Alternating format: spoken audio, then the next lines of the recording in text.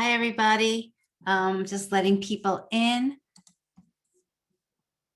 And we'll start in just a few minutes.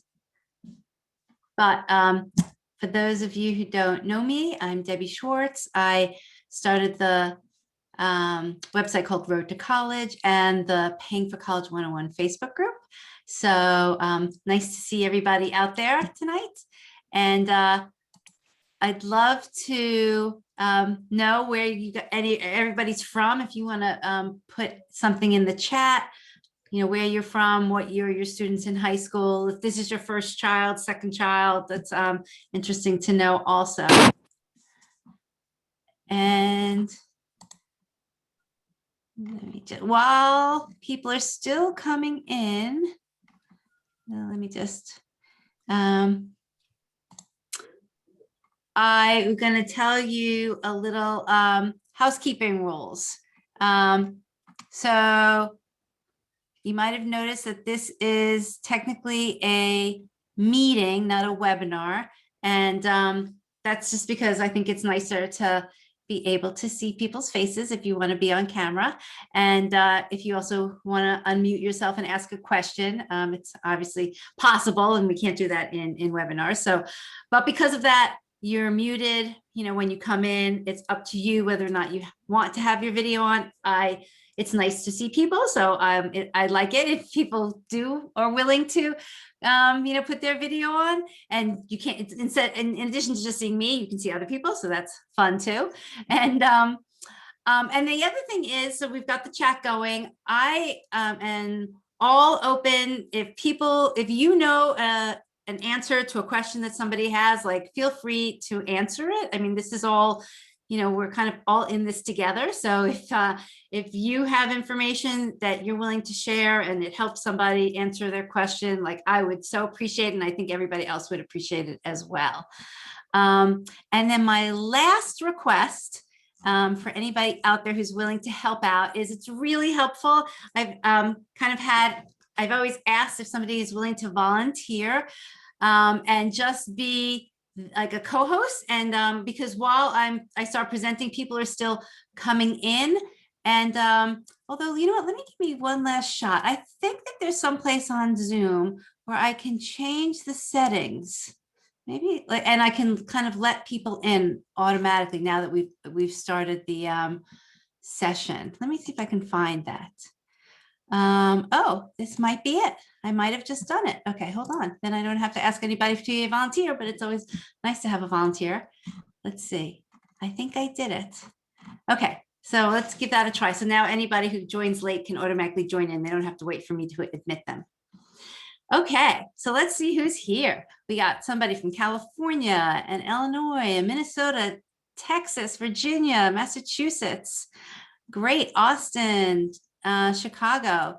Good mix of some people with it's their first child, and definitely a lot of 11th graders, which completely makes sense. Like, this is your time is starting. So okay, good crowd tonight.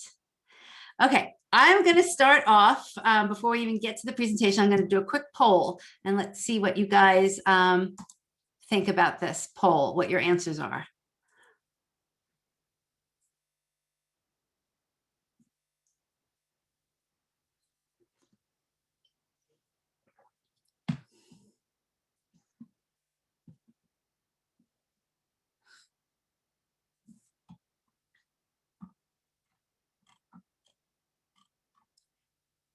Oh, Esther, I see you have an 11th grader, 8th grader, 5th grader. So this information will go a long way for you. Okay, let's give this 5 more seconds and then I'll share the results.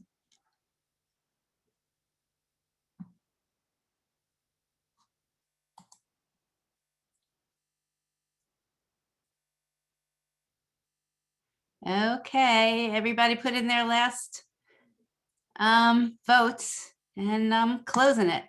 Okay, so interesting. If anybody can give me a thumbs up, can you see the results? Yes, good, thanks.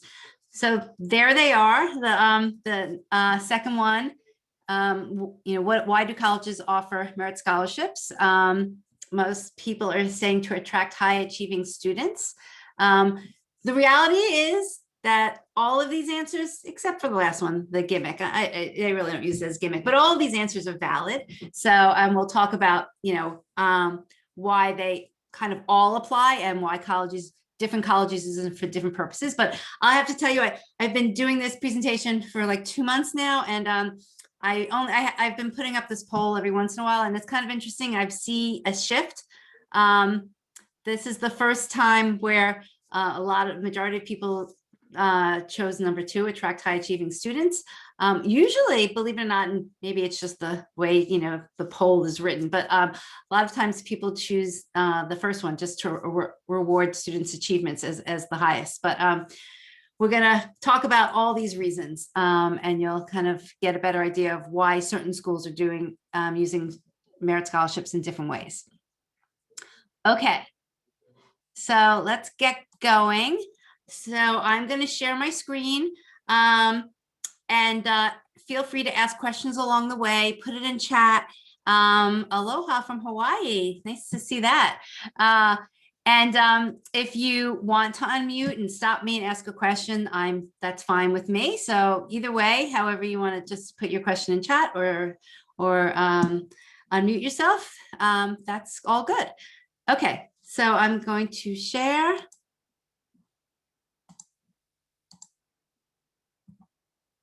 And let me do one more thing. Let me get my chat back up. Okay. I think we're in business. I'm assuming, give it a thumbs up that you guys can see the, thank you. Okay, excellent. Okay, so tonight I'm going to talk about different types of merit scholarships, and I'm going to show you how you can find those merit scholarships. And we're going to talk about, there's 3 different types, and then we're going to talk about what type of data you're going to want to look for to better understand which colleges are giving out merit scholarships. And then I'm going to show you a tool that we put together that really does make it easier and faster for you to do this type of searching. So before I really dig in, I want to thank College Ave Student Loans, who has I've worked with for the past 3 years, and they are sponsoring this session tonight. They are a private student lender, but I've really other aid that's out there, and some outside. Okay, thanks. Keep yourself muted. So College Ave Student Loan has, why I personally like working with them is that they have placed a really strong emphasis on educating parents, just like what the purpose of tonight's presentation is, to educate parents about the process, and so that families can make smarter decisions. And so my goal, and technically their goal too, by sponsoring this type of session tonight, is to help you either avoid loans or even to minimize the amount of loans that you're going to need. But if you get to the stage of financing where you might need to take out some private student loans, and that's probably going to be a year from now, because that's the way the cycle works. I'm actually, after tonight's presentation, I'm taking a break from doing this type of talk, because I'm going to be switching and working with families of 12th graders, because they are about to kind of embark on the financing stage of the process of figuring out whether they're going to use federal loans or private loans and how to research and that whole process. But if you get to that stage and you need private student loans, you should definitely check out College Ave as a lender. They have done a tremendous job in making the process much easier for students and families to borrow in terms of kind of just the pure process itself. And you have a lot of options in how you create your loans. So thank you to College Ave Student Loans. And I hope that you guys check them out if you are in that space and you need that type of help. Okay, so somebody's asking about the slides. I actually don't really give out the slides, but I do send out a link to the presentation. So you can watch it however many times you want. You can watch it slow, fast. So I think that would be probably good enough so that you can see anything that you might have missed. Okay, so what is merit aid? I kind of put up lots of different or the, you know, things or descriptions of what merit aid is in that poll. At its most basic, a lot of people do consider it a discount. Colleges are basically saying, you know, my retail price or my sticker price is X, but I'm going to give this student a merit scholarship, and by default, that's bringing down the cost of the cost of attendance for that school. So in its most basic, you know, form, whether colleges are giving it for certain test scores and GPAs, or whether they're giving it, you know, for meeting certain achievements, it is ultimately a discount. And to how many students they give that discount is kind of some of the numbers that we're going to dig into. A lot of schools do give merit aid or merit scholarships based on test scores and GPA. And I know test scores, you know, a lot of schools have gone optional. So we're going to talk a little bit about what that means and what that means for merit money, and kind of like what we've seen this season about how colleges are giving out money, even, you know, even though some students have given in their test scores and some haven't, you know, has that made a difference? And then the other way you might have heard the term merit scholarship is in the you know, in the formal National Merit Scholarship, which is a true scholarship, but it's given based on PSATs. It doesn't have anything to do with money coming directly from colleges. So the money we're talking about tonight is money that the colleges are using kind of like out of their own pocketbook. And they're saying, you know, I've got a certain amount of budget, and this is the way I want to use that money to attract different students. And that's, you know, technically college merit scholarships. The term merit scholarships could also be used in the private scholarship world, and that would just mean that it's a scholarship from a private organization, or, you know, a nonprofit or an institution, and they're not basing it on the applicant's need, but it has nothing to do with college merit scholarships. And again, I'm going to go through a little bit more about what a college merit scholarship is, and then you'll understand the benefit of getting the money from the college as opposed to getting it from a private scholarship. So actually, one of the number one benefits of getting the merit scholarship money from the college is that this type of money is renewable. So if a student is offered a merit scholarship, and that's usually part of the admissions process, that money is going to be given to them freshman through senior year. So as opposed to a private scholarship, usually is a one-time payout. You know, so and there's other issues that come along with private scholarships, but merit scholarship, as long as a student meets certain requirements, they're going to get that money every year for 4 years. But it is actually really important to understand what those requirements are. And usually the requirements are related to a minimum GPA. And the reason why I kind of harp on this is because some GPA requirements are pretty simple, and majority of students can meet them. Maybe it's a 3.0, and you feel confident that, you know, your student can meet a 3.0. I've definitely seen merit scholarships where the minimum GPA requirement is a 3.5. And so that is a little tougher, you know, for some students to meet, particularly in freshman year, you know, when they're transitioning to college. So I would, if you get to the point, and even applying for merit scholarships, if I would be aware of what that minimum GPA requirement is. If you're kind of on the back end, like this time next year, and your student has received merit scholarships, I would absolutely, and I've been doing this with a lot of senior families as we've been reviewing their offers, I would make sure that you understand, and sometimes they don't always put it on the offer letter, what is that minimum GPA that's associated with that merit scholarship. So if they don't have it, you know, on the offer, then you have to ask, and it's valid information to be asking about. The other reason why it's so important is because if your family is making the decision to send your child to a school, and the reason why that school has become more affordable is because the college is giving you merit scholarships, and then you want to make sure your student can meet the requirement, because you don't want to be in the situation in any year, you know, freshman, sophomore, senior, junior, or senior year, and particularly in the junior, senior year, where your student didn't make the requirement, and then all of a sudden that school, which was affordable, is no longer affordable because you know, they've lost this chunk of money, and yet you have to find a way to make up the funds. So, and I have seen that happen too many times. It usually happens honestly in like junior year, where the student, can't make the GPA requirement, and like people are scrambling because they might have lost, anywhere between $15,000 or $20,000. That's not something that they were planning on.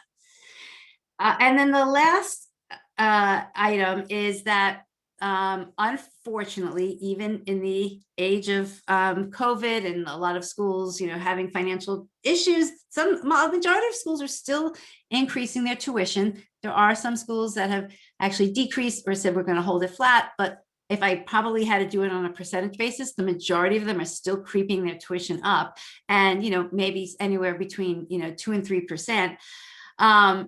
But unfortunately, merit scholarship money doesn't usually increase. So whatever your student's been given, it's going to stay flat.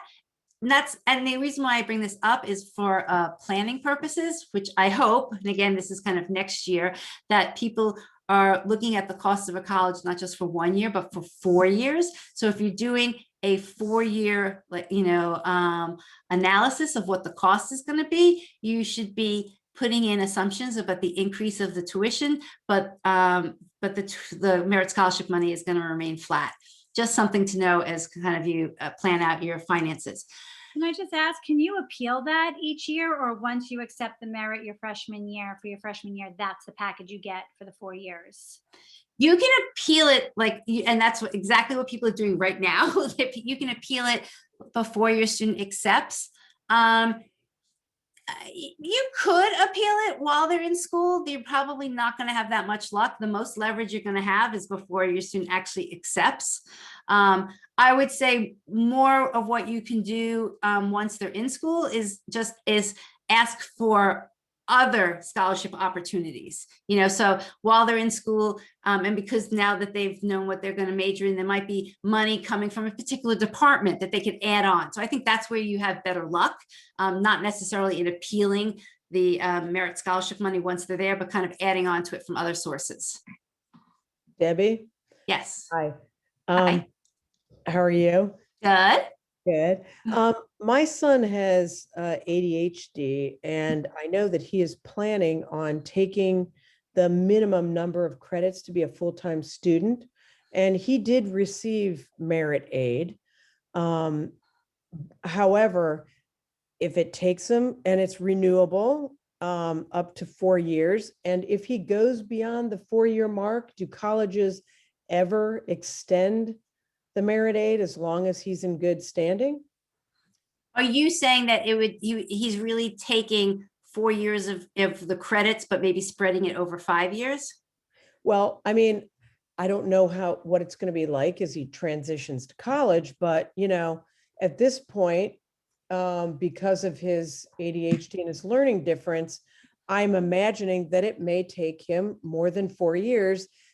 And the reason I say that is because I've looked at a lot of colleges, and when I see the graduation rates after 4 years and after 6 years, I was actually surprised.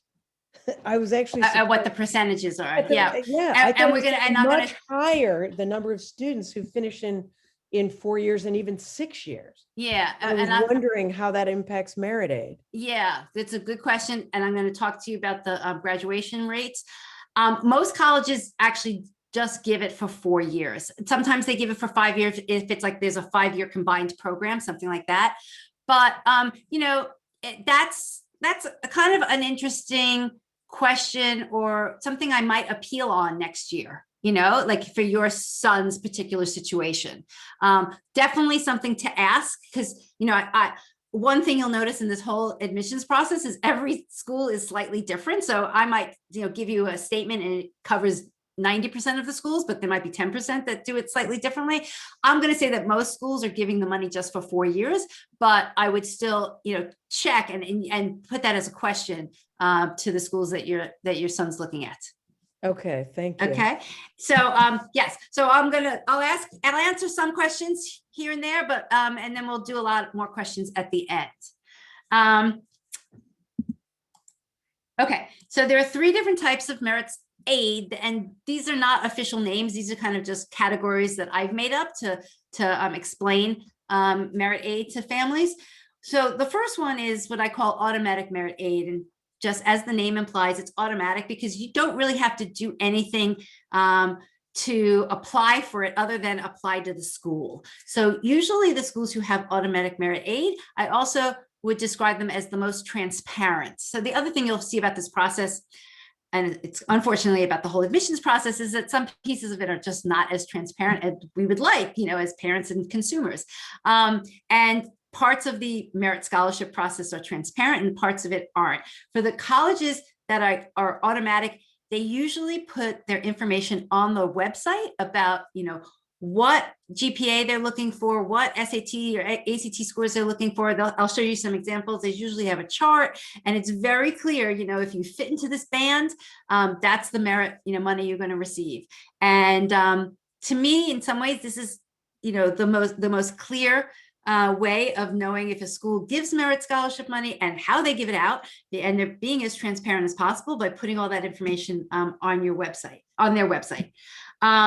Sometimes these schools, I don't know if anybody has been using or trying out net price calculators. You have to kind of pay a little close attention if the net price calculator is including information about merit scholarship money. Sometimes it's clear and sometimes it's not. And again, there's no requirement that a school actually has to include the net price merit scholarship calculation into the net price calculator. But if the calculator is asking you about what your student's GPA is, or maybe what their test score is, then it's likely that they are including that in the calculation. And sometimes even when they spit out the output, they'll say, this is your estimated cost of attendance, and this is your estimated merit scholarship money. Again, can't guarantee which colleges do that, but I'm telling you all this so that if and when you use a net price calculator, you're kind of aware of what information you're inputting and what information that calculator might be spitting back.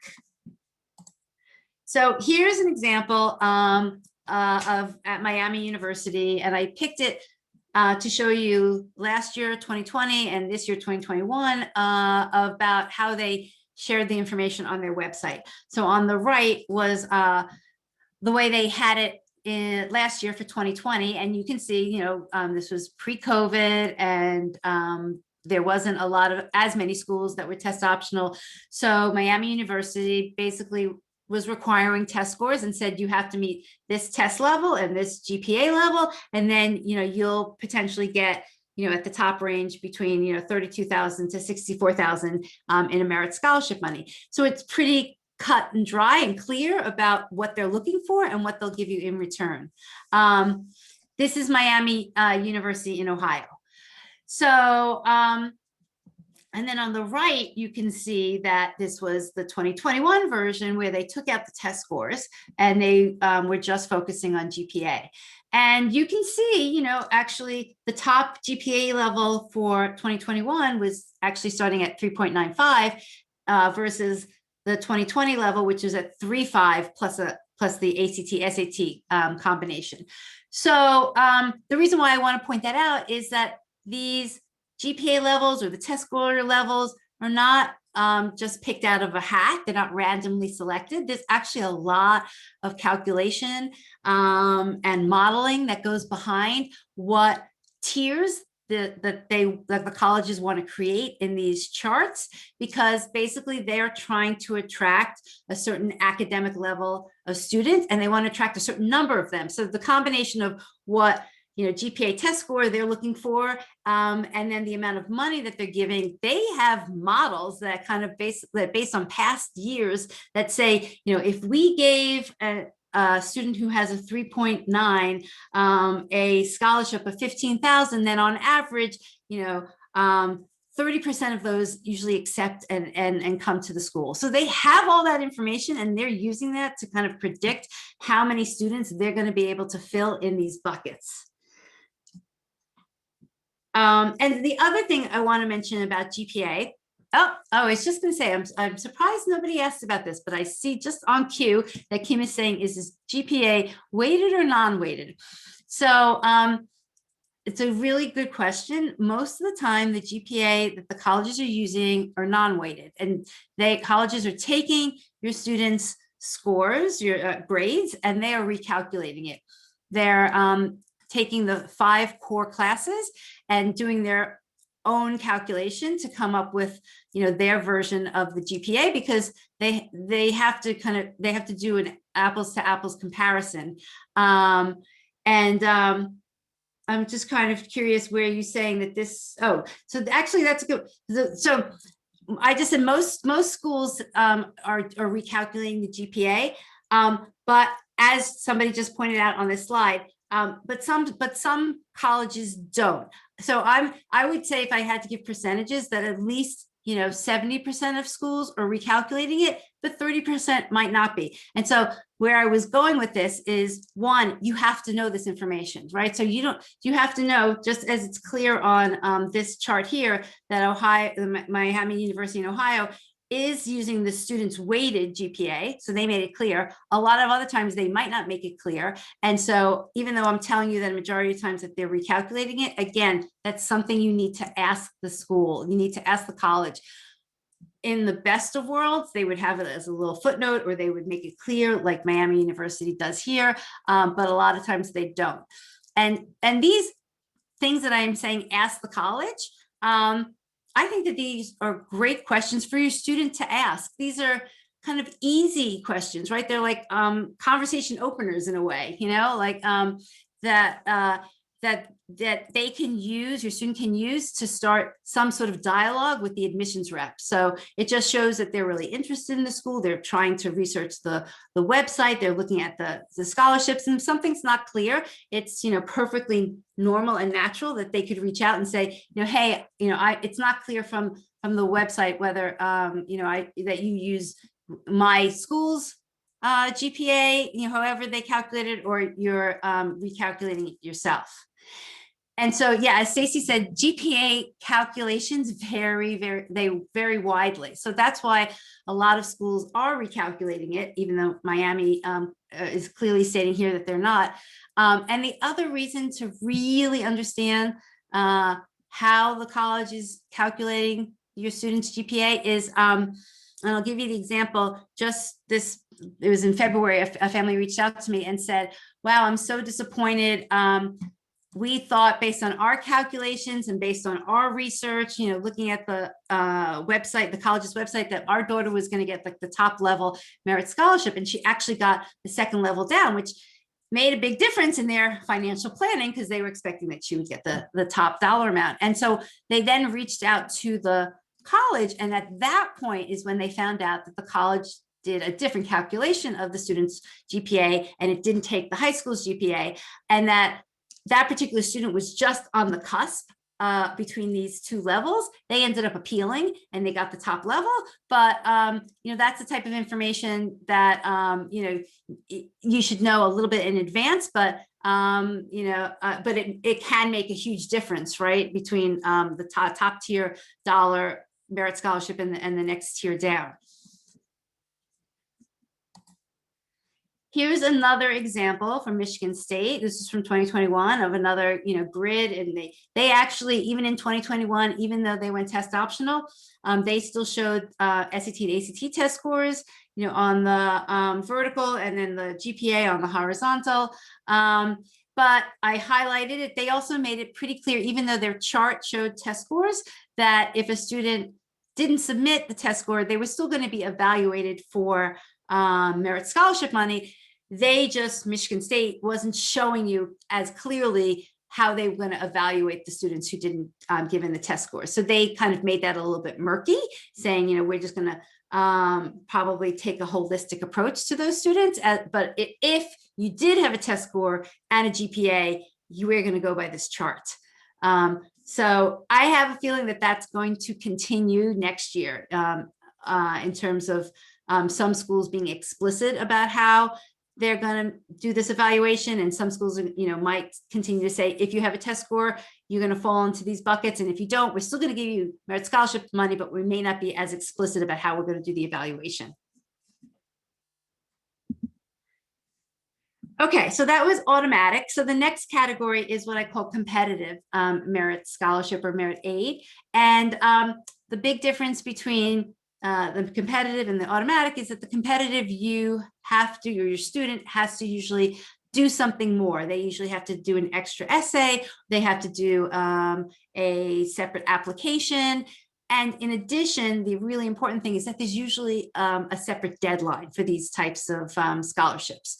So the reason why, again, I'm kind of prepping, the families that I want to get your antennas, up, that you're asking all the right questions, whether it's related to GPA, and that you're aware and say, hey, if this is a merit scholarship that my student has to, write a separate essay for, right, or send in a separate application, I better make sure that there's not also a separate deadline.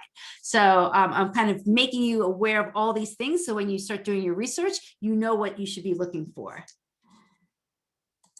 And it's really important to understand the deadlines, because sometimes the deadline for merit scholarship money is actually before the deadline for application. So, and the example I give on the right, it's University of Southern California, and they're pretty well known that their deadline I think they don't even have their regular admission deadline is on January 1st.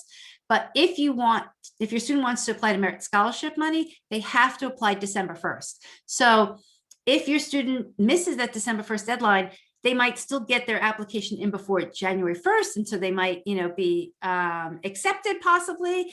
But even if they were eligible for merit money, because they missed the December 1st deadline, they're just not going to get it. So that's why it's so important to know what these deadlines are and, be prepared to make them.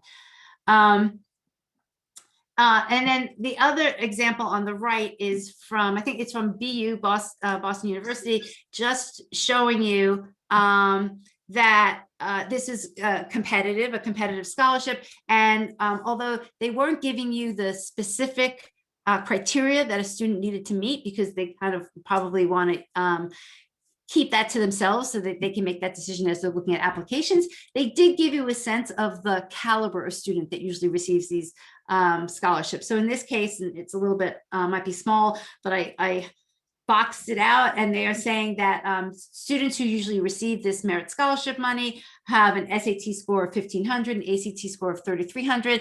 Again, they're just kind of showing you this is the caliber of student that's going to receive this. They're not saying don't apply, but just don't, if your scores are significantly different than that, then don't maybe expect that your student will receive it. So they're kind of just giving you a heads up.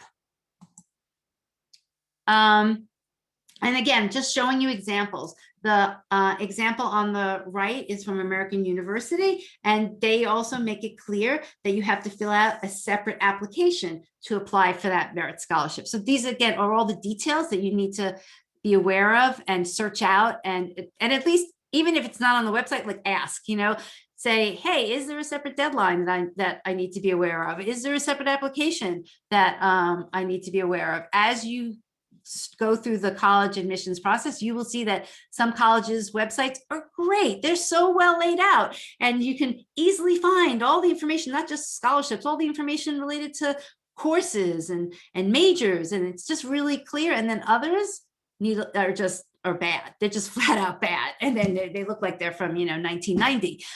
So there's a whole range of how good probably somebody should do a rating just on college websites and how easy they are to navigate. So I say that because if you don't see the information there, I wouldn't assume that, like, maybe if you don't see a deadline, I would just double check and again, have your student ask and say, is there a deadline that I should be aware of? It's not on the website, but I'm just double checking. And then the third category is, what I would just call talent-based, and it's merit scholarships that are given out, not necessarily on a student's academic achievements, but it's given out based on a talent in the arts, music, dance, theater. Those are the biggest categories. And usually those students are going to need to have some sort of an audition and a portfolio. And what's really, again, important for these types of merit scholarships is, and I gave the example here from Muhlenberg, is, again, there's usually deadlines and scheduling that needs to be done for these types of scholarships. So in this case, Muhlenberg is putting on their website to schedule an additional portfolio review. Please contact the following department heads. So they're they're making it clear that there's going to be some sort of or additional portfolio review, and you're going to have to make sure you schedule it, and it's probably have to be scheduled by a certain deadline. Okay. So before I go on, I'm just going to look at a few questions here. So somebody's asking, who do we ask about merit scholarships? Merits, is it the admissions office, the financial aid office?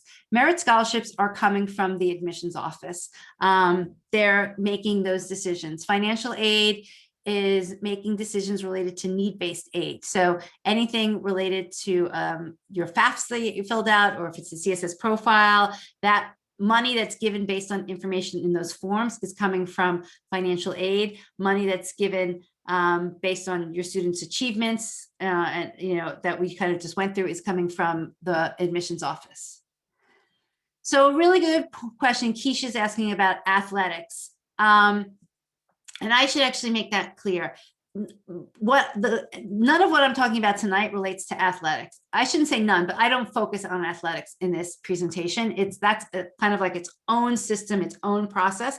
And so the athletics would not be part of the talent scholarships. Like any sort of athletic scholarship is a whole kind of different discussion. So I'm not covering it tonight. And honestly, I can't even say, I don't really feel like that's my area of expertise. I know some people where it is, and I should probably bring them on, but that's like its own system and process. Okay, Carolyn's asking, is it likely or unlikely that if you get merit money, it would go beyond what the school gives you towards your EFC? So I think what you're asking, Carolyn, is that would the merit money that a college give you ever bring your costs down below your EFC?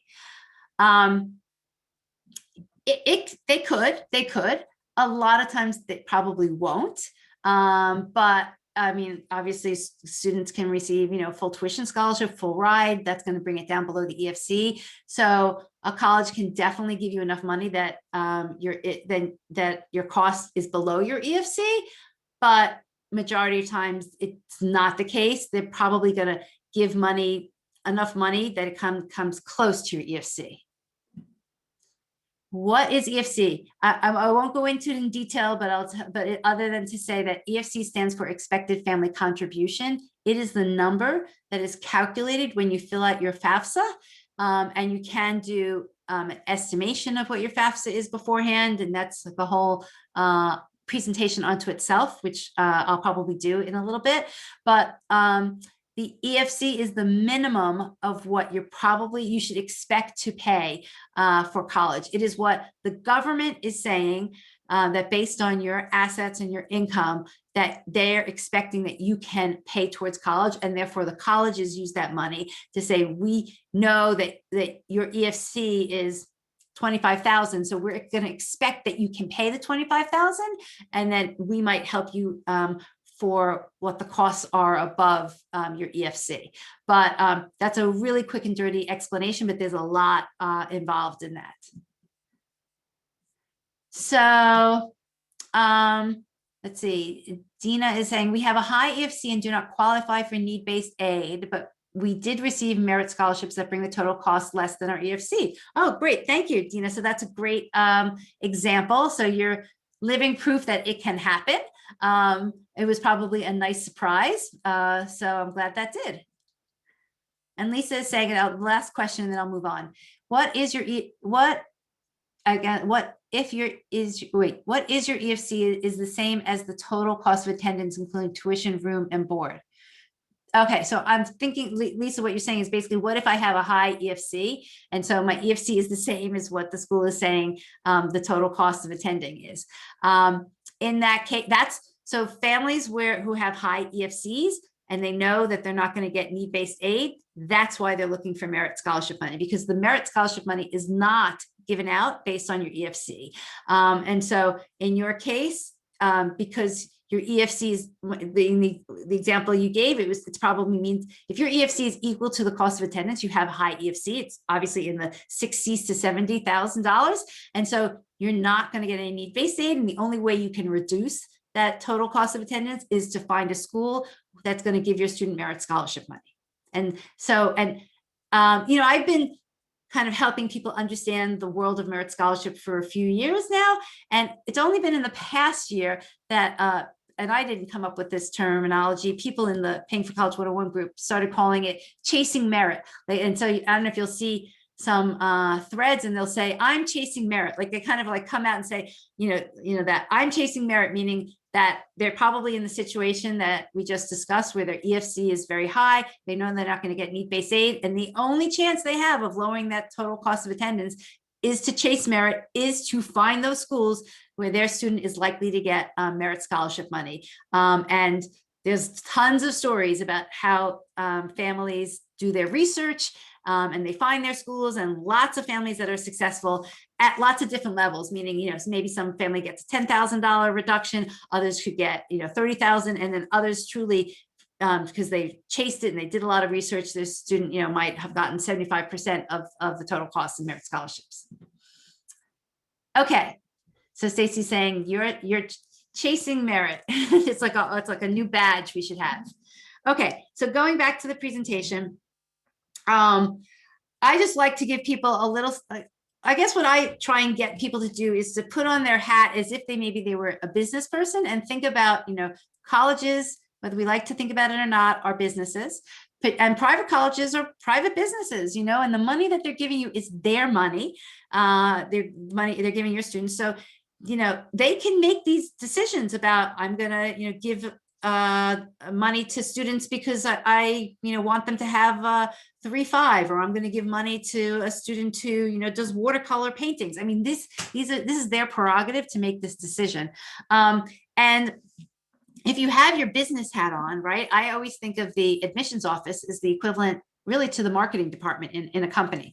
So the admissions office, and the term that is really being used for them more and more these days is called enrollment management. And that's exactly what they're doing, right? They are managing the enrollment for that school. It's a really important job, just like marketing is for companies, because that's the function that is bringing in new customers to the company, or in this case, new students to the college. And so these enrollment managers are having to juggle meeting revenue goals, you know, in this case, they have to meet tuition goals. And so to meet the goals, they have to bring in a certain number of students. They also might have to meet academic goals. So they have to bring in a certain number of students that have certain criteria. And they have a budget, and their budget might be that there's been a certain amount of money allocated towards, you know, merit scholarships. So they're juggling and optimizing all of these things. And so it's really become a science these days. And there's two big companies, there are other ones as well, but the two big companies that help a lot of colleges are Ruffalo, Noel Levitz, and EAB. And these are like high-powered data companies that are analyzing and doing algorithms and creating models with the colleges based on historic data, based on, you know, the college now knows if I gave out, you know, $15,000 in merit scholarship to this type of a student, then this is the probability that that student will accept, and they will actually come and enroll. So they kind of use all this historical data to predict what the likelihood is of giving money to a certain type of student. And they're also using other data. So they are probably have a sense of not just who the student is, but who the family is, because they have those demographics. They know your zip code. They might know that you are a family where both parents went to college or maybe even got graduate degrees. That's the world we live in, that data is kind of accessible, and colleges are using it these days. They're also using information from other websites that your student visits that you might not even realize. So websites like Raise Me, which is a website that gives out what they call micro scholarships, which is a whole nother discussion. But in that website is asking your student a lot of information. And so there might be information your students giving there, not even realizing that that's being used by colleges in marketing purposes. So there's not much we can do about this other than to be aware, but I just like people to kind of understand what's going on like behind the closed doors about how these numbers are calculated. And there's a lot of science and a lot of computer crunching that's happening. Okay, so I'm gonna shift quickly and we're gonna start to talk about all the data that's involved. But what I really like to help families like feel a little bit empowered is that you can take control of the admissions process. You might not be able to change it. Like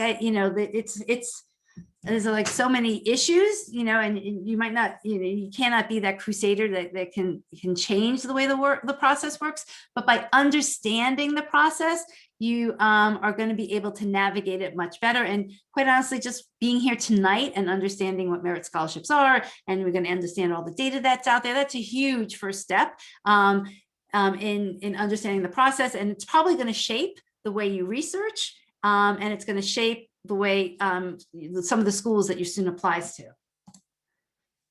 Okay, so oops, I'm going to shift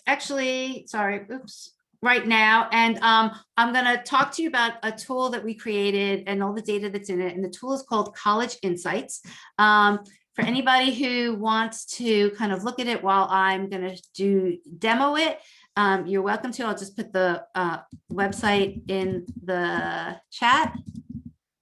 It's collegeinsights.roadtocollege.com. And what I did, honestly, I never didn't give you my background, but my background is I spent many years in financial services. I worked for companies like Fidelity Investments. I worked for Vanguard Investments. If people are investing in mutual funds, which I'm sure a lot of people are, and 529s, those are great companies. And then I actually switched and I worked for the credit card companies. I worked for Chase Credit Card. So I've been kind of like in the personal finance space for a while, but I took time off with my own kids. And then I came back and I have 3 kids, and I started doing consulting with a student lender. So I started to see the world of student loans, and I just kind of surprised me that how little information families had about this whole process. And then I have 3 kids, so I started getting involved in the process and started to see that there's actually a lot of data out there, but it's all scattered. So there's government data, there's something called common data set data. There's just other websites that have collected some interesting data, but it's all scattered. And so and all of this information is interesting, but you have to bring it together to really get the value out of it. So that's what I did in College Insights, is we pulled together, we compiled data from different sources that we felt was the most valuable in helping parents find merit scholarships. And I'm gonna show you how you use it. But the most interesting way of using it is that you can now kind of do a reverse lookup. You're going to be able to put in some criteria, and we don't actually give you a lot of choices for criteria, and I'll tell you why, but you're going to be able to put in some criteria, and then you're going to get a list of schools back that meet all of that criteria, and you'll be able to quickly see which of those schools actually offer merit money and how much merit money do they give, and they met my student's requirements. So it's actually probably highly likely that my student could get that merit money from that school. So we've honestly cut down months of research that a very diligent parent used to have to do. So in the past, all these different data sources, a savvy parent who even knew of the data sources would have to go find and hunt and peck all of the different numbers for individual schools, and they'd have to create their own spreadsheet, and they couldn't do this reverse lookup. They could only kind of find the data for the schools that they were interested in. So anyhow, that's just a little bit of background. So I'm going to switch over and show you the sample of College Insights, and we can talk about the data. So somebody is asking, Henry's asking, how do you keep it updated? It's a really good question. To tell you the truth, college data does not change that fast, right? It only changes usually once a year, sometimes twice a year, because there's a lag in the government getting the data. But, a freshman class enters, and a lot of this information is based on the freshman class. and the process of collecting the data usually happens once a year. And it takes a few months to compile it and then kind of distribute it to people who want to license it. So there's really usually only like one big update a year, and it's coming up this summer. It's usually around the July, beginning of August timeframe. Okay, so okay, Leslie is asking if there's a discount for using the College Insights tonight. I'm gonna we'd actually had a discount available for 3 months. It was available till Tuesday, the 20th, and then the discount code ran out because it was also sponsored by College Ave student loans. I don't have a new code, but I was gonna set one up just to send it to the people who came tonight. So in my follow-up email, I will send you the special code. I'm just giving it to you guys because you're here, but everybody else only had till Tuesday, but they actually had 3 months to use it. But so I will send a special code. Okay, let me stop sharing my screen and I'm gonna flip over to College Insights. But before I do that, I wanna show you 3 books, and I have no connection to promoting these books other than I think that they're really good. And I want, and for any family who's kind of in the beginning of this process, these are great books to read and understand. So the first one I'll start out with, if you're familiar with, it's by Jeff Zelingo. It's called Who Gets In and Why. Just curious, have people been seeing this book? Have some of you actually even bought it yet? Anybody want to put that in the comments? So, oh, great. Amy says, I have the book. It's a great book. It really is. Jeff has been in the world of higher ed as a journalist for 20 years. This is his 3rd book in the world of higher ed. And he basically spent a year embedded at 3 different colleges seeing their admissions process. So he describes in detail how these 3 schools made decisions. And quite honestly, it's actually like an easy read. It's almost like a story that you're reading.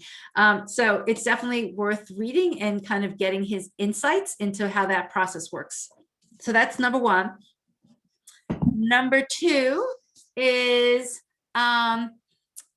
a book by Ron Lieber, who is the New York Times columnist of the money section of the New York Times, and it's called The Price You Pay for College.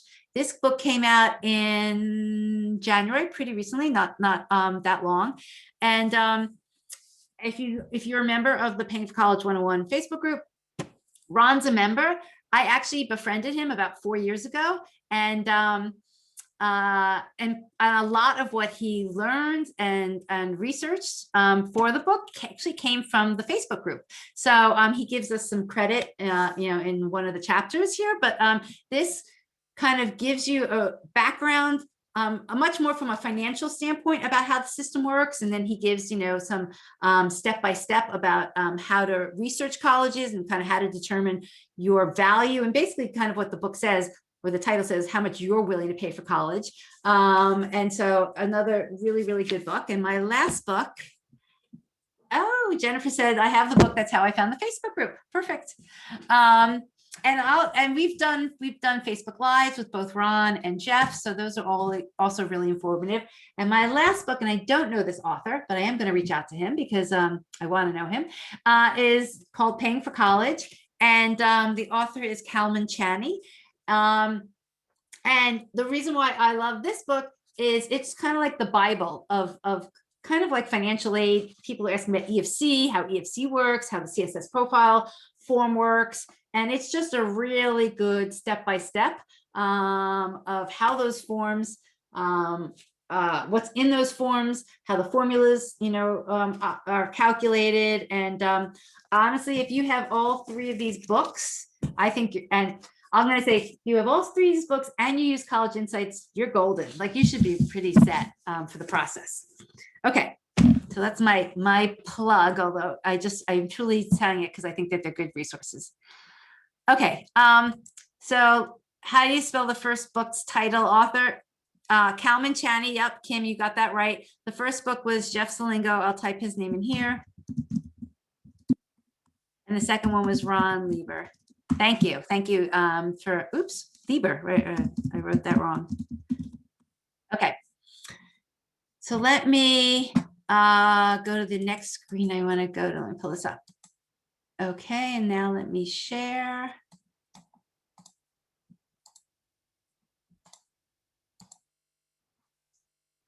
Okay, so I think you guys should be able to see. Oops, wait, I think I lost that. Did I lose that? I did, sorry. I want to get the chat back. Okay, so this is College Insights, and this is exactly, if you go to it right now, what you'll see. You can use it for free. You get 3 free searches, and you can, I'll show you the different ways you can search.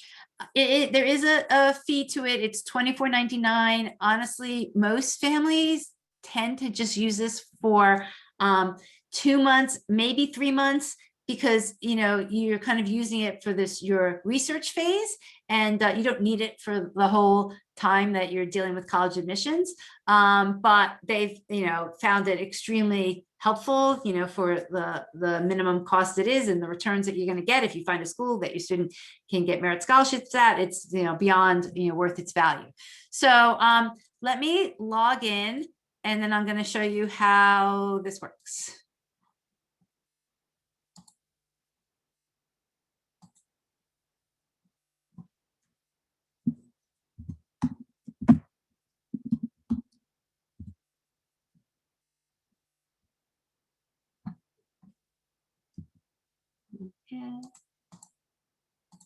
Okay, so it does take, and we're fixing this, it takes a tiny bit of time to load this up.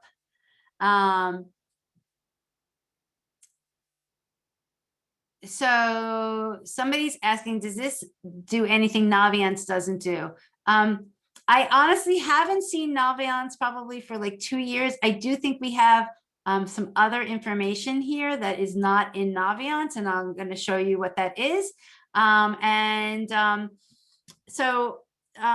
Some people are able to research Naviance well enough, but I honestly haven't heard that people love the research section on Naviance. So I guess you could try both and decide, or just see how far you can get in Naviance. So when do you say the best time is to use this tool? I do think junior year is the best time, quite honestly. Not to push it, but probably like now. I would start using it either April, May, or June, because you want to get your students' list in order, because I would be spending the summer working with them on essays. So we use the phrase, the list drives everything, and it truly does. It lists obviously is going to drive the amount of work that your student's going to have to do, because it's going to dictate the number of essays that they're going to have to write. The list is going to determine where your student can ultimately get in, and then it's also going to determine what it's going to cost you. So now's the time to be researching and really defining that list, although that list is probably going to, it has life of its own, where some schools come onto it, some schools come off of it, but you want to at least start narrowing it down to that 10 schools that a lot of students are applying to these days. And now's the time to start doing it. Okay, so there's 2 ways to, I'm going to show you how you search, and then as we get the results, I'm going to go through the data. So there's 2 ways to search. One is if you might have specific schools that you already know you're interested in, and so you can just pick those schools at the top here. So I'm just for ease, I'm going to pick a few schools. So Adelphi, you can pick as many as you want. Alfred, if your student already has 10 schools that they absolutely know that they're interested in, you would just type in the schools and hit select, and you'll get information just for those schools. A lot of times as you're going through the process, you might kind of stumble upon a new school, and so you might want to run here and just plug that one school in, and then you can just get the results for that school. So that's one way, easy enough. The second way is based on all of these preferences. And I said before, we actually we only give a few preferences. This isn't a search tool to kind of look for the school that has the best Greek life, or the school that has the best food, or has gluten-free food, or has co-ed dorms. We don't consider any of those preferences. We're really focused on helping you find the school where your student's going to get the most money, and mainly in merit scholarships. And so, because that's the focus, I want to encourage families to be open-minded. I want you to start your search, and I'm trying to kind of put it within the camera view, but kind of as wide as you're willing to. Like, start the search wide and then narrow it down. When you start adding on those other factors, like I mentioned, that to me are like more of the softer factors, you might narrow a school or narrow the search faster than you should, and you could miss some of the schools up here when you are more open-minded. So be as open-minded as you're absolutely willing to be, and look at some of the schools that come back on this list and say, I have heard so many times that a family say, my student is now attending a school that we never even heard of when we started the search process. And that's okay, that's fine. You don't have to recognize every name of school like right off the bat. So there might be a school that you just are not aware of because you were willing to be open-minded, and that open-mindedness might be open-minded in location, open-minded in like the size of the school. And so if you are open-minded and start wide, you're going to find a lot more in compared to if you narrow down too fast. So because of that, we only have like the basic search criteria here. You can search by major, if your student is definite on a major, and that's kind of also questionable these days. There's so many students who think they want to major in something and they end up switching. I mean, the statistic is about 60%. So you can choose a major to search by, or you may just want to also leave that off for the time being. You can search here location-wise. You can search by, oops, sorry, somebody has to mute. Okay, thank you. You can search by, we have regions. These regions are determined by the government. So don't get angry at me if you don't, kind of like the names. But so these are the government names of regions. You can pick a region, or you can pick an individual state. So you can do a combination. So I'm going to pick here. I'm going to pick New England. I'm going to pick the Southeast.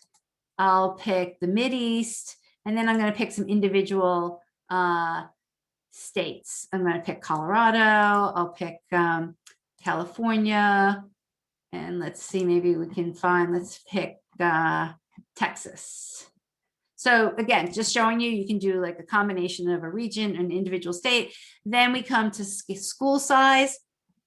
The way we did school size is at the top are like the really large schools, but the jump changes. So at the top it's 70,000 or more, then it jumps to 30,000, and then it jumps to 10,000. And the reason why we did that is because actually the majority of colleges are in the size of 10,000 and below. Quite honestly, there's even a higher percentage of colleges that are 5,000 and below. So but if again, encouraging people to be open-minded, but you might know that there's absolutely no way your student's going to go to a school at 70,000 and larger, because that's just not his personality. And that maybe you're going to narrow it down to 10,000 because that's more likely. And maybe that they're not going to go to that really small school. So you're going to say, okay, at a minimum, the school has to be, 3,000 in school in number of undergrads. So I would, narrow the size, but again, don't narrow it too much. And then we have test scores, and you're probably wondering, why do we have test scores if the world has gone test optional? So let me take a quick drink before I explain. So the reason we have test scores right now is because this data is based on last year's admissions cycle, right? And last year, the world was not test optional. Last year, some schools were test optional, but the majority were not. So that's the best data that we have to go off of, right? Is last year's. And so most colleges did rely on test scores last year. And that's the kind of richest information that they that they captured and that they shared. We have GPA, and I'll show you, but there's a lot of holes in the GPA data that the colleges shared, at least last year. I have a feeling that this year when we get the data, and we should be getting it, sometime in June, that colleges paid more attention to capturing GPA information. They're sharing more of it. So if that's the case, we'll probably add the GPA to this filter. But using last year's data set, the GPA information was not, it was not deep enough. So it would not have given, it would not be able to filter well enough. So that's why we didn't put it here, but we have it in the search criteria.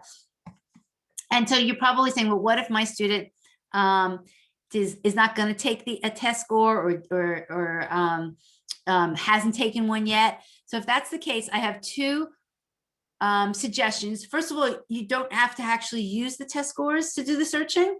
But if you do want to use the test scores, and I'll show you why, and you don't have one because your student hasn't taken it, you can go to these two links, and I'll put them in the follow-up email, and I'll put them here. And these are just charts to convert your student's GPA to a test score, in this case, an ACT. And I would, kind of take a range. So if your student is a 399, so they're saying majority of students with a 399 GPA get a 32 on the ACT. So I would maybe kind of say, let's look at scores between like 30 and 33, something like that. And then I have this one, which is the same thing, but it converts it to the GPA to the SAT. So that's one way you can, come up with a test score, even though your student doesn't have one yet. I don't know how much people have been listening or reading or digging into what's happened this year with admissions. And we're just starting to see the numbers related to students who did submit test scores, and if it affected the outcome. And a lot of schools actually are not sharing that information. From the few schools that have shared the information, it does look like students who submitted test scores got in at a higher rate than students who did not. And there could be a lot of reasons for that. I mean, quite honestly, the students who did better in test scores probably do equate to stronger academic students. So they felt more comfortable sharing their test scores. And so they were just a stronger candidate overall. And that's why those students were accepted at a higher rate than students without test scores. And the other possibility is that schools, even though they said they were test optional, just did rely on a test score if a student submitted it. So we don't really know all of those answers, and we may never know. And then the third reason, which I've heard recently, which I think is a fair one, is that there's some schools that were forced to go test optional, right? Because they weren't necessarily planning on it, but because of the pandemic, they had to, which was the right thing to do. And their systems and their processes and their ways of reviewing applications, they just weren't ready to manage a world in which they didn't have the test scores. And I think that kind of impacted a lot of admissions offices. They were just kind of overwhelmed, and they were thrust into this process of having to manage a lot more applications than they expected and not having test scores. And so they probably, their processes probably were just not as strong as that they would have under a normal year. So all of this is to say that the recommendation to some extent is if your student can take a test, it's probably worth it for them to take it.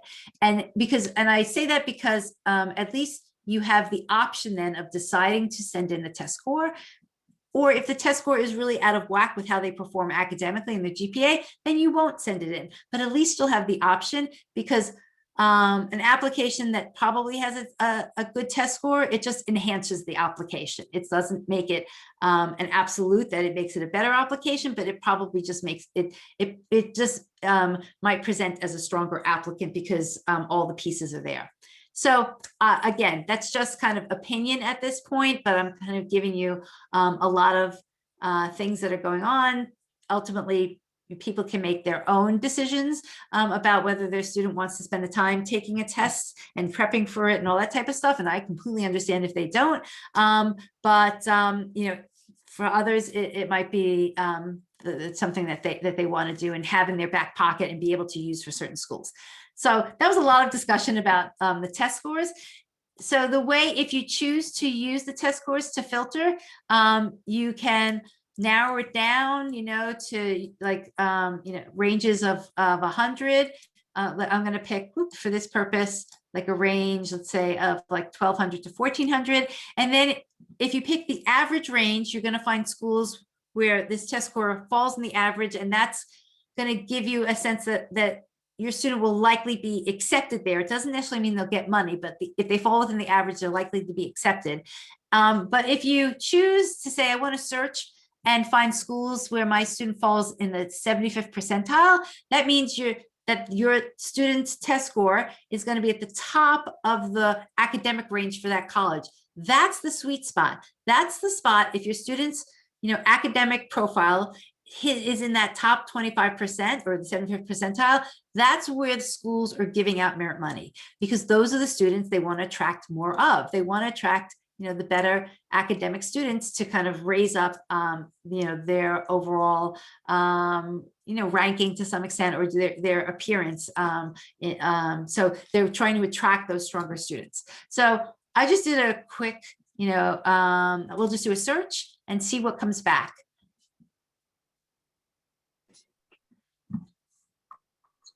So for the search I just did, which I picked a few regions, I can't remember the regions, I picked a few states. I kind of narrowed down a little bit on the location, not the location, on the size of the schools. And then I picked a test range of 1200 to 1400. And I said, show me the schools where that range is in the 75th percentile or the top.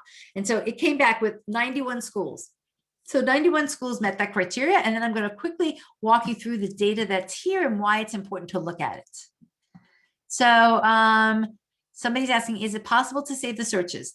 Right now, it is possible to save individual schools. That's what the heart is. You can kind of press the heart, and then there's a feature here that says favorites, and it shows you what you favorite. But we are working right now to improve that, so you can change, so you can save actual searches, or you can also be able to tag a school. So you'll be able to tag a school and say, Jimmy, like my son, likes this school, so that's his list. But the mom likes this school. So you'll be able to create your own tags and then save and look at all of these tags. So we're on our way to improving what you can save, but right now you can only save individual schools, and it falls under your favorites list. Okay, so I'm just going to quickly go through the data here and then point out the data that's most important. Actually, I'm going to do this a little bit differently. Because sometimes it takes a long, I'm going to quickly go to the section that most people are interested in, which is about merit, right? And then I'll work backwards. So there's a lot of columns that I just scrolled through, but there's 5 columns here. It starts with freshmen without need, and it goes all the way up to crowdsourced merit-based offer. And if you are looking for the schools that are going to offer merit, this is the most important columns to look at. So I'll explain to you what the columns are and then how you can use the information. So the first column is, freshmen without need. So what this is saying is that what percentage of the students who enroll don't have any financial need. That means that these students technically are supposed to pay the sticker price, the full cost of tuition. So it completely varies, right? Abilene, which is the first school, is saying 24% of the students don't have any financial need. So that means that 76% of students are getting some form of need-based aid, and 24% aren't getting need-based aid, but they might be getting merit scholarship money. And then it goes to American University, which is showing you that almost, let's call it 60%, or 59% of their students have no financial need. So that's a big chunk. So that's majority of the students have been accepted and they're attending, knowing that they had to probably pay the full, or were expected to pay the full cost of tuition. And only 40% of students got need-based aid. So this number gives you a sense, right, of kind of a little bit of the social economic makeup of the students, but also what percentage of the students are even being offered merit scholarship, or sorry, what percent of the students have no need, and which one of those, and then a certain percentage of those students are going to be offered merit scholarships. So that's the first column. Let's stick with American. So 59% of students have no financial need. The next column is what percent of the students who have no financial need are actually being offered merit scholarships. So 20% of the students who have no financial need, so 20% of this 59% are the students who are being offered merit scholarships. And then the average dollar amount that they're being offered is, a little under 13,000 for American's case. So that starts to give you a sense of how many students are actually being offered merit money and what the dollar amount is that they're being offered. And then the next two columns we have is this column that says merit scholarship categories offered is just a little bit of a time-saving column. We hyperlink, and it should bring you to the page on the college's website that shows you the whatever merit scholarship information there is for that school. So this is just bringing you either to the financial aid page or to here. And this is the page that starts to talk about merit scholarships. So that's just kind of a shortcut to help you get there faster. The most interesting information is what we call this crowdsourced offers. So what we've been doing for the past 3 years is asking families to share their college offers with us. And we've crowdsourced it. So right now, families, probably since like February when they were getting their college offers, have entered their information. We have another tool called Compare College Offers, entered their information about what the actual college offers were that they received. And now we have it in this tool so you can see all of the offers related to American, and then you can see it for the past, this current year. This is like this live, this is this current year's information, and then you can see it for last year. And you can see each year we're kind of getting more because it's becoming more popular. So last year we only had 9 people who gave us information for American University, but this year we have 48. So, when we start to get those numbers, you can maybe start to see patterns about how the school is giving out money. So we've grouped the information by EFC range so that if you're a family, like with the higher EFC, let's just jump there to probably over 60,000, that you can quickly go to see in that EFC range, what type of merit money students were getting. So I think I just said that the average was 18,000 or 13,000. I can't remember that American was giving. Let me see, let's go back there for a second. Actually 13,000. So around 13,000 was what American was giving on average, but you can see in actual offers that they were giving more. So just glancing down this column, they kind of gave, it's more like the average was closer to 20,000, I mean, so that obviously in an average is going to be some that are above, some are below, but you can start to see if there's potentially any insights that you can get from this information. The other thing that we ask people to share is what state they're from, what GPA, and what test score the student has. So, so if there's a test score here, it means that the student submitted the test score. How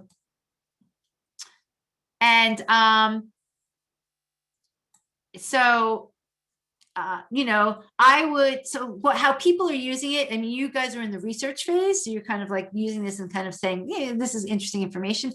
How people are using it with seniors is that they're saying, hey, my student might have been offered, I'm making it up, maybe they were offered 13,000 in a merit scholarship, but I'm now coming to this tool and I'm seeing that there were a lot of other students that were offered more. So I think I'm going to appeal because I think that there's a possibility that the school has, would give my student more because my student looks very similar to that student, and that student got 20,000 and we got 13,000. So let's ask them for more money. So that's the way the families with 12th graders are using it, and that's the value they get. And then because they share that information, then the value you get is you get to see all of this information at all the schools that people have shared it for. So somebody asked, why do some scholarships say it's renewable and some not? So I have to kind of emphasize that this is crowdsourced information. We are not asking people to submit their college off, like we don't see the actual piece of paper. So there's a little bit of trust involved here. That's why I say that a lot of this information is directional. I wouldn't kind of hang my hat on any of this. I wouldn't like bet my baby on it because, it's just people sharing the information that we at this point can't necessarily verify. But so back to your question, my guess is that the person like in here, the person who said no, the money was not renewable, they probably either A, didn't understand what we were asking, or B, just made a mistake, because most of the merit scholarship money is renewable. How many families participated? So for this year, we had about 8,000 people shared their offers, and we have close to 12,000 offers. So I think it's a pretty big chunk, and that's across a lot. Actually, that's for there's offers at over 1,000 different schools. So again, as you can see, American was much more popular. There were 48 offers. There might be other schools where there's 3 offers at Biola University, which I have to say I'm not that familiar with. So so it's going to range by popularity, and the schools that you would expect are more popular. We have a lot of information about. Like definitely about the Tulanes, the Drexels, the Northeastern, University of Delaware, Penn State. We got a lot of information about those schools, but also other, like College of Charleston, 31 people shared their information. Elon, 25 people. So most schools have a good chunk of information. Okay, so that is I personally think the most valuable information here, but there's other information that's good. So now I'm gonna scroll backwards. And so from the beginning, there's basic information. Is this a private or public school? What state are they in? What region are they in? How large is the school? What percentage of the population is male versus female? All good information, depending on what you're looking for, that might factor in to some of your decisions. Then there's student faculty ratio. So how large of the class sizes. Another piece of information that people don't always look at, but they really should, is called sophomore retention. So that is looking at how many freshmen actually returned and came back for their sophomore year.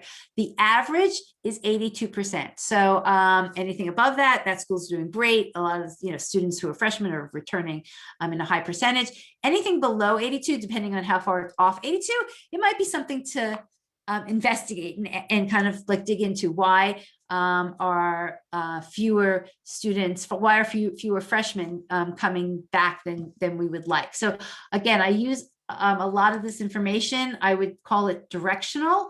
And so, if something just doesn't seem right, I would ask the admissions, like, why, how come let's look at it. Biola University, which I don't know much about, has a actually no retention. The sophomore retention rate's pretty good there. Is there a low one? There's actually not a low one here on this page, so that's good. But if there was, I would ask the college, like, why, what's going on. So graduation rate. This came up at the very beginning, right? You'd be surprised that the government only requires that colleges have the 6-year graduate. Colleges only have to report 6-year graduation rate on their websites. That's just what the requirement is from the government. And so when you're looking at graduation rate information, I would, again, kind of like one of those things to kind of get your antenna up is see, am I looking at, is this the 6-year graduation rate or is this the 4-year graduation rate? A lot of times now that you might really pay more attention, and you might see it's actually the 6-year graduation rate that they're sharing information about. It, for me as a parent, or even as like somebody researching colleges, I want to know the 4-year graduation rate. I'm less concerned about the 6-year graduation rate because I don't want my child to graduate in 6 years. I want them to graduate in 4 years, right? Just as at the beginning of this conversation. The merit scholarship money is not going to be there for year 5 and 6. So those are very expensive years. I want to make sure that my student is doing as much as they can and the college is doing as much as they can to make sure that they graduate in 4 years. So I'm going to pay attention to the 4-year graduation rate. I'm not as interested in the 6-year graduation rate. Believe it or not, I don't know why, most websites do not share the four-year graduation rate. So, but we made it a point to share that information.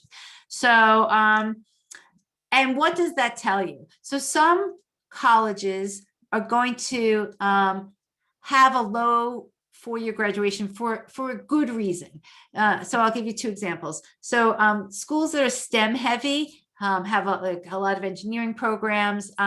Their four-year graduation rate might be on the lower side because it takes a lot of those programs might be five-year programs. So in those cases, there's a good reason why the four-year graduation rate is low. Another case might be if it's a co-op school, like schools like Northeastern or schools like Drexel. In fact, Northeastern doesn't even show you their four-year graduation rate because they know it doesn't look good, but it purposely doesn't look good because the students there are taking 5 years most likely to graduate because they have 3 co-ops. So they're doing 4 years of schooling, but they're doing it over 5 years. So so that's, you know, a reason why that school's four-year graduation rate wouldn't look good.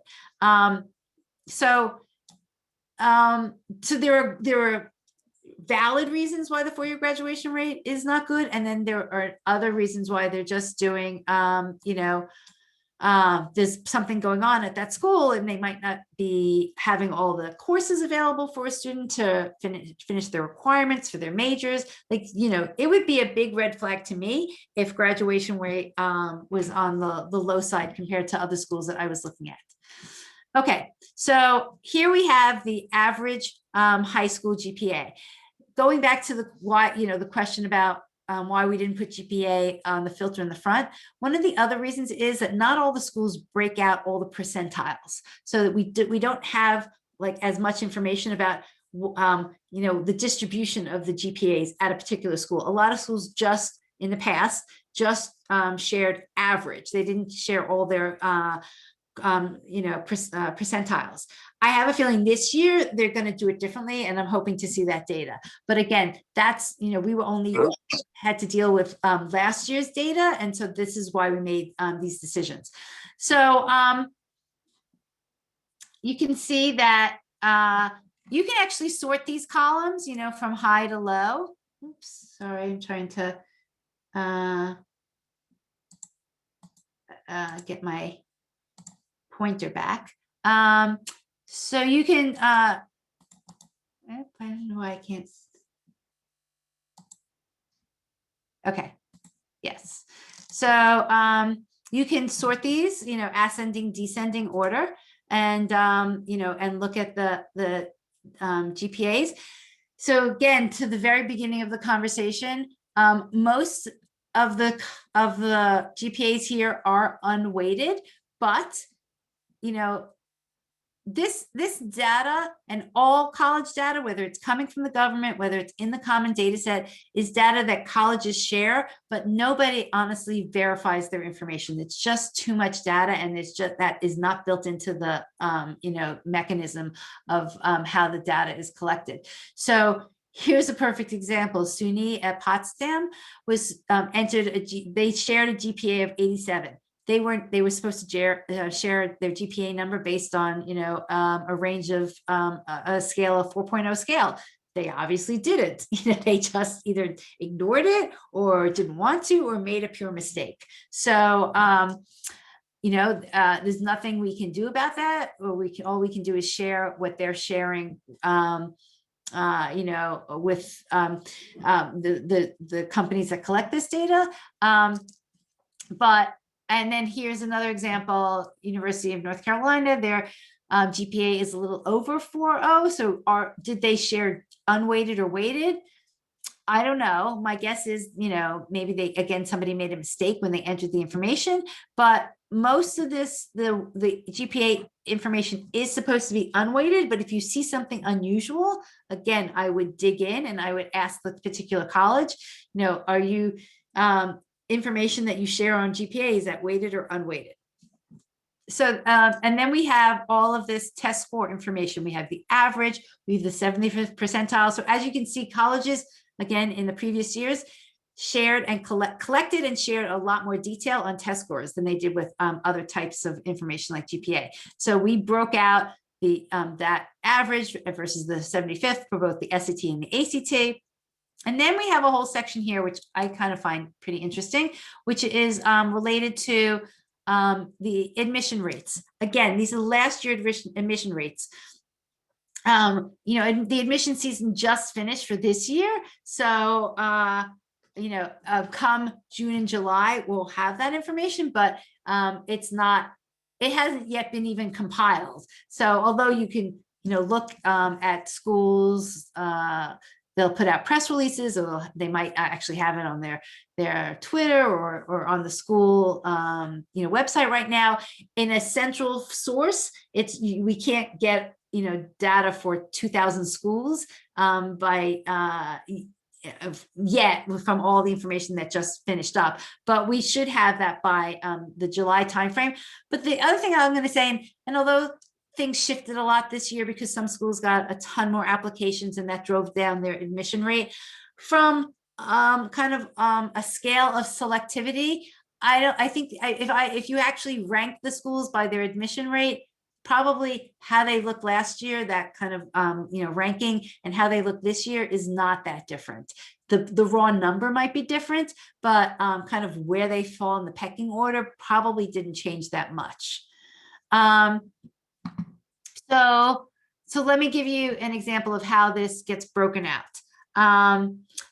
So the first column is the overall admission rate, which kind of blends whether there is admissions for early decision, early action, and regular decision. That's the overall number. So as you can see here, let's sort this a little differently. Okay, so let's look at American. Let's go back to American. So overall, American's admit rate was last year 32%, right? But American has early decision. So if you break out the number of students that get admitted early decision and what their admission rate is, it's very different than from the overall. So American actually admits 81% of the students that apply early decision. That's a big difference versus their regular decision, where they're admitting, you know, about 29%. So if American was a school that, you know, your child was really interested in, you might want to consider that they apply early decision, because it's huge, right? You know, the advantage that somebody would have if they apply early decision. This is the insights that you can get looking at all of this information. So again, like for example, Loyola Marymount, applying early decision, actually you didn't get that much of an advantage. Applying early action, you got a little bit more of an advantage. So in general, if I were interested in that school, I would figure out if I want to apply early decision or early action, but applying early in general gave an advantage to those students as opposed to applying regular decision. So it's important to look at the breakout of all these numbers.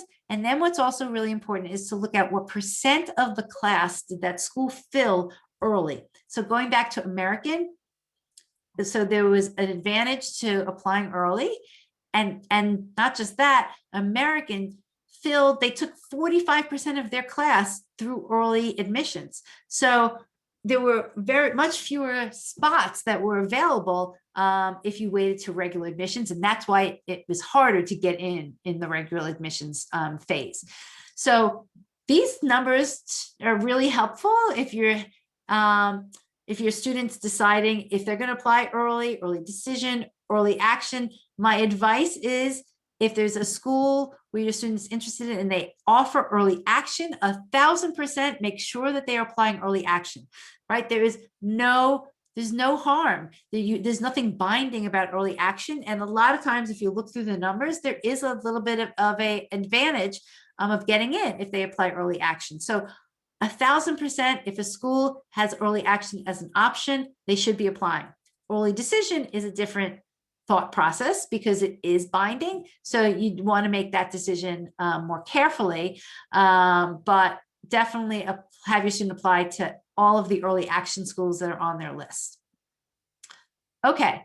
And then the other kind of fields to look at are really for families where they might get some need-based aid. So if you do know your EFC, a very quick way to get a sense of maybe if you'll get need-based aid is you look at the total cost of a college, and we have that information over here. So for American, the total cost is 68,000. If your EFC is less than 68,000, let's say my EFC is 40, right? So then the difference between 40 and the 68 is 28,000. So I have technically a financial need of 28,000 at American. I would then look at Americans. What percent of need does American meet? So American meets 87%. So of my 28% that I have financial need, American might actually give me need-based aid. They might give me need-based aid up to 87% of what I need. So that might be, worthwhile and make it advantageous to apply to American. In that case, you might be in the situation where you get a little bit of need-based aid and your student might still qualify for merit scholarships. So you would get a combination, which is great. So you may or may not, you don't, until you know your EFC and until you know the college's total cost of attendance, you don't know whether or not you have a need at that college. And if you do, then I would come to this column, which is, need met, and I would see what percent of need that college potentially could give you, because you might be in the position when you didn't realize it that you could get a little bit of need-based aid. So it's going to depend on what your EFC is, and it's going to depend on the cost of the college, and then it's going to depend on the college's financial policy of how much they help family on the need side of giving out money. And so then the other type of information that is in College Insights relates to, does a school have an honors college? That might be on this college, on this program, might be valuable for you to know, because some schools, if your student is accepted into the honors program, that's another way that they can receive money, because the colleges will sometimes give the honors students a little bit more money. It might make a large school feel smaller, if your student gets into the honors program. So you might want to know which of these schools, have honors programs. We have in-state and out-of-state costs of attendance. We have, if a school requires that you have to fill out the CSS profile, which is just a more involved form than the FAFSA. And then if that school also requires the non-custodial parent to submit the CSS form as well. So if you have a divorce situation, knowing which schools are either asking only for FAFSA or which schools are asking for the non-custodial form is helpful, because it might help you navigate which schools your student wants to apply to.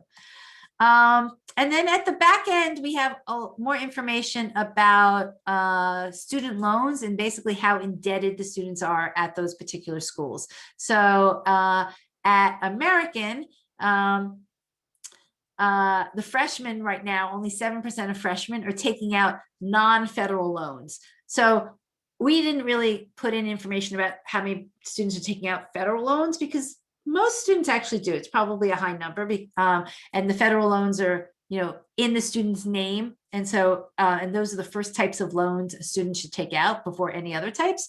But what was more interesting, we thought, to look at is how many students have to take out non-federal loans. They have to take out private loans, because that means that they've probably tapped out the federal loans and then they had to go and find other sources of loans. So in this case, it's actually kind of encouraging that only 7% of freshmen had to take out non-federal loans. But as you can see, that probably changed over the years, because by the time those students graduated, they're saying that the graduates, well, actually in this case, it actually is two different pieces of information. The first column is how many students had to take out loans beyond federal loans. And then this other column here is saying how many students took out any type of loan. So these are, so 63% of students who graduated from American had to take out any form of loan. My guess is that majority of them were federal loans, because the average amount was $35,000. So that's kind of close to what the max is that students can take out from federal loans. So if you look at the debt information, it just gives you a sense of how many students are going to be pushed to take out loans beyond just the federal limits. So that was a quick and dirty look at all of the fields here and the data and, how you might use this information to make decisions. So let me see some of the questions. Can you estimate your EFC? If you have a junior, you can absolutely estimate your EFC. I highly encourage everybody to do that. And as Julie had, or somebody I saw quickly, Elisa responded, there are online calculators and the College Board. I would just honestly Google College Board EFC calculator, and they have a very good calculator where I direct people all the time to go use to estimate their EFC. Do you have to have filled out your FAFSA before you know your EFC? No. So there are different ways of estimating it. Just as we just pointed everybody to the College Board EFC calculator. You do not have to fill out the FAFSA to see your EFC.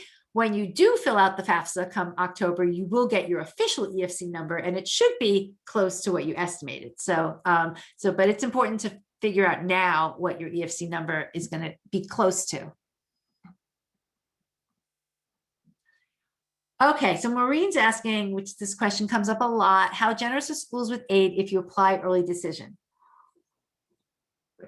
So they're probably less generous. Not probably, they are less generous if you're applying early decision than if you applied regular decision. And the way I'm going to describe this is, again, kind of put on your business hat, right? If your student is applying early decision, then your student is raising their hand and saying, I really love this school. If you accept me, I'm coming no matter what.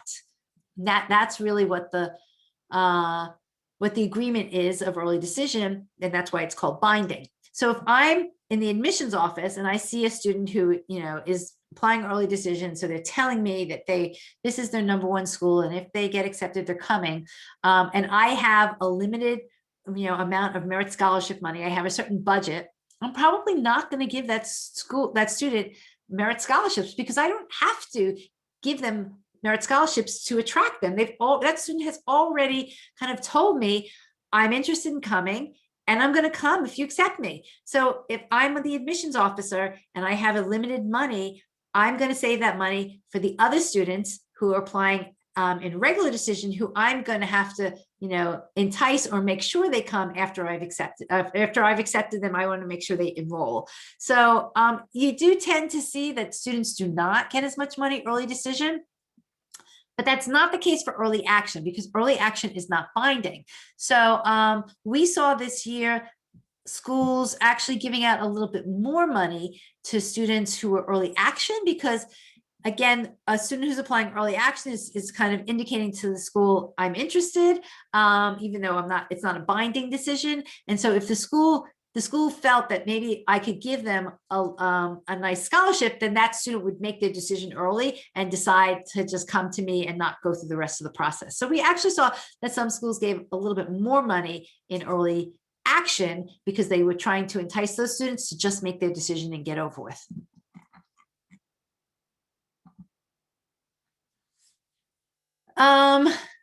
Okay, so just a question here. Somebody's asking, is the entire College Insights database behind a paywall? Yes and no. You actually have 3 free searches that you can do. So you can give it a try and you can see the data for 3 searches. After that, we don't let any more. You have to pay to use it, but you get a taste of what it's like. So you get to see some of the information without having to pay. So is the class filled early decision column ED and EA combined, or is it just ED? It is combined. So if the school said that if a school had both early decision and early action, then the percent filled ED, is both the combination. But if the school only had early decision, then it's obviously just early decision. So whatever information we had, we use that for that class filled ED. In fact, actually, we should probably change the column to say class filled like early, and it could be either from ED or EA or a combination. Okay, so, oh my gosh, it's 9:44. definitely, we've been going for 1 hour and 45 minutes. I think I'm going to cut it here, even though we could probably continue going on and on.